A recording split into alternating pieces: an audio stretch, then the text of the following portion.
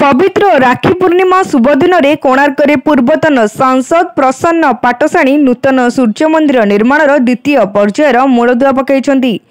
एही संपर्क में नूतन कोणार्क सूर्य मंदिर निर्माण कर्मशाला सभापति श्री मुकेश जैन कहते जे भगवान जगन्नाथ को अपार दया हेतु कोणार्क नवनिर्मित नूतन सूर्य मंदिर द्वितीय पर्याय निर्माण कार्य आरंभ होईछि। बाबा प्रसन्न पाटसाणी सहायतार मंदिर निर्माण द्वितीय पर्याय आरंभ होइतिबारु आमे एवं समग्र कोणार्कवासी खुशी अटु। श्री जैन कहते वर्तमान सूर्य मंदिर 9 फुट्र विशाल सूर्य प्रतिमा सहित 4टी चक्र एवं 7टी घोड़ा सहित निर्माण करा जायछि। एही अवसर में श्री आजिठारु बाबा प्रसन्न पाटसाणी कहते जे खूब शीघ्र जगमोहन को निर्माण कार्य मध्य आरंभ हेबो। भित्तिप्रस्तर स्थापना पाई मुख्यमंत्री श्री मोहन चरण माझी एवं उपमुख्यमंत्री श्रीमती प्रभाती परिडा अतिथि भाव जोगदेबार आशा रही।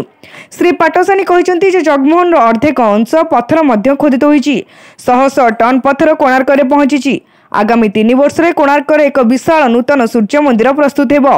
एही अवसर में कर्मकर्ता युधिष्ठिर स्वाई और पूजक बापी पंडा प्रमुख उपस्थित थिले। कोणार्क ज्ञानरंजन विश्वाल रिपोर्ट तीर्थक्षेत्र लाइव।